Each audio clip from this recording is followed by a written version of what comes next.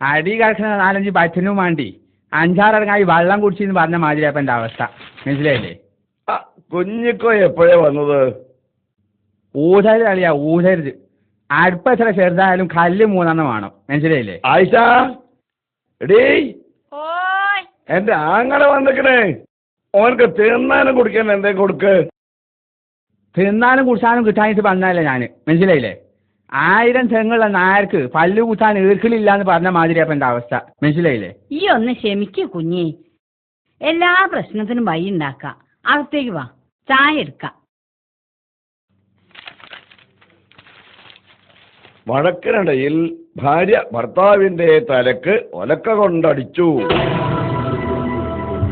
തിരുവമ്പാടി നിസ്സാര കാര്യങ്ങളുടെ പേരിൽ വഴക്ക് പതിവാക്കിയ ഭർത്താവിനെ ഭാര്യ ഒലക്ക കൊണ്ട് തലക്കടിച്ചു.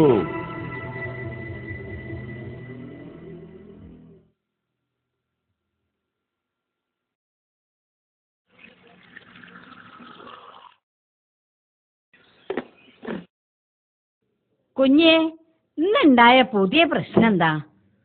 ഭയങ്കര പ്രശ്നാ പെങ്ങളെ. മനസ്സിലായില്ലേ? എന്താ മക്കളെ പ്രശ്നം? അതെ, ബാപ്പാന്റെ എടാ കോണ്ടാളും ഞാൻ. മനസ്സിലായില്ലേ?